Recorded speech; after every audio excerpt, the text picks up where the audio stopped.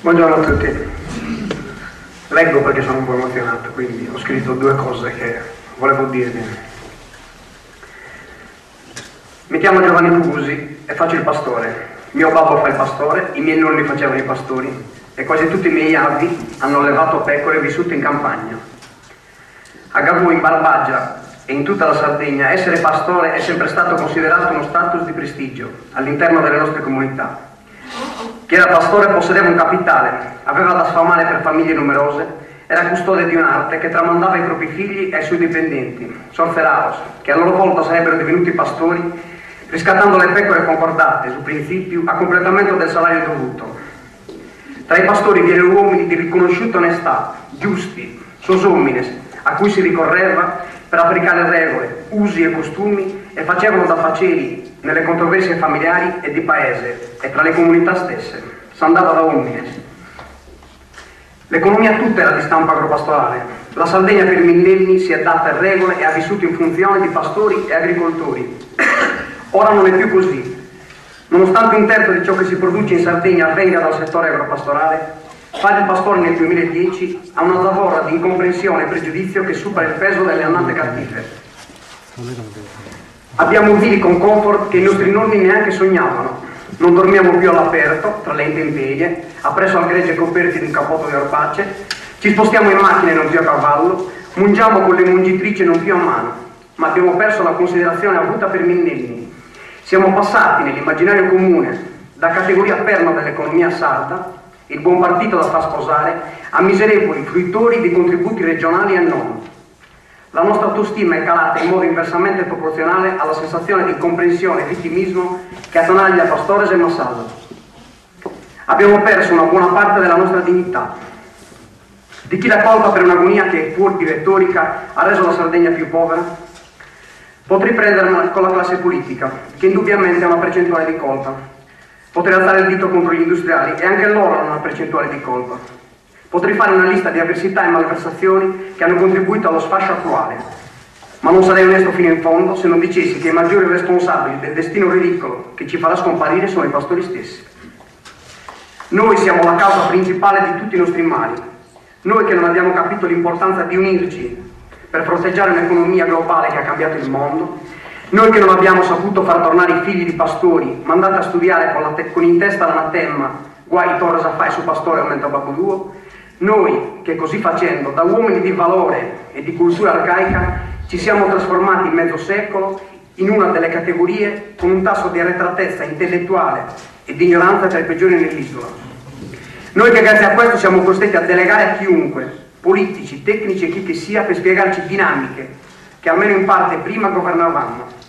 Noi che isolati tra isolani abbiamo ad esempio perso il gusto di riunirci a far festa dopo aver posato il gregge e non coinvolgiamo più i non pastori nel mutuo soccorso più arcaico, facendoli partecipare al nostro lavoro, alla nostra vita.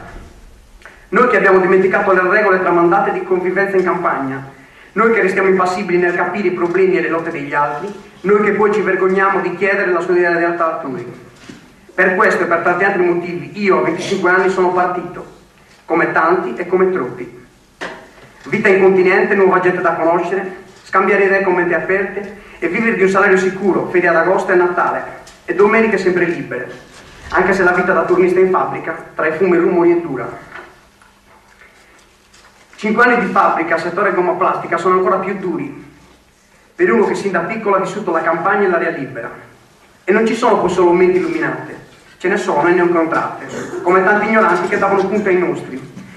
E alla fine sognavo di essere un albero che si seccava, perché mettendo tutto in conto, il buono e il cattivo della nostra terra, famiglie, gelosie, amicizie e dissidi, solidarietà e odio, feste e antipatie, vita sana e abbigiato, vivere in Sardegna, vivere in Barbagia è comunque e di gran lunga meglio che vivere in continente. E fare il pastore per me non è nemmeno paragonabile, con tutto il rispetto, a fare l'operaio, perché ho avuto la fortuna di ereditare il lavoro di mio babbo, di mio nonno e dei miei anni.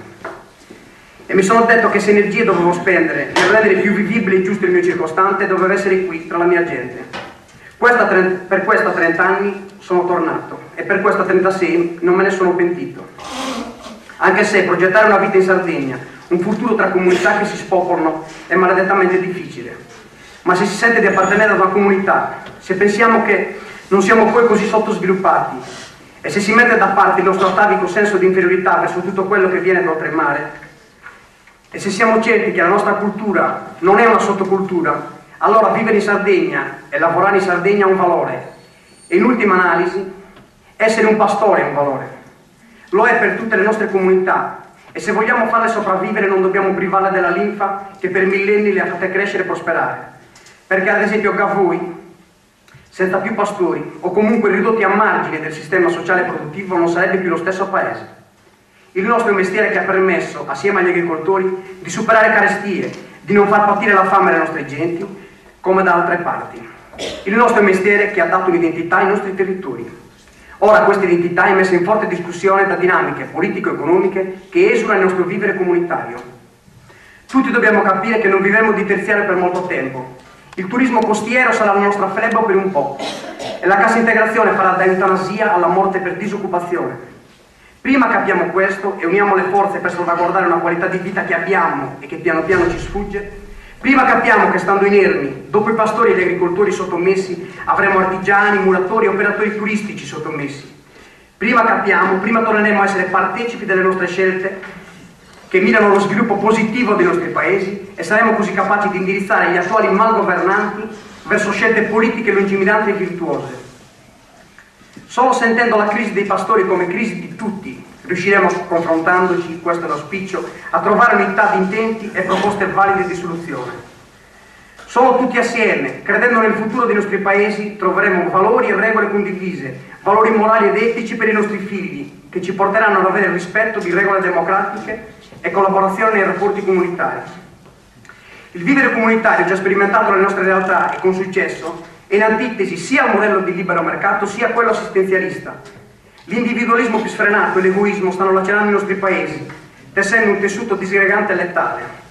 Noi sappiamo come i nostri padri e i nostri nonni, pur vivendo con mentalità poco incline all'associazionismo, non lesinavano nell'aiuto reciproco, in un tacito mutuo soccorso.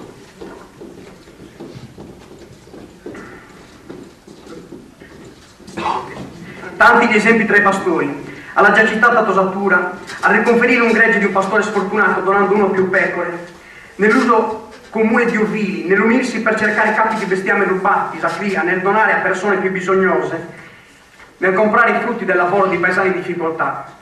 Guardandoci indietro, prendendo il positivo della nostra storia agropastorale, rivalutando la nostra cultura comunitaria, noi troveremo possibili soluzioni alla grave crisi di identità e dignità che vivono oggi i pastori e con loro tutta la comunità sarda. Grazie.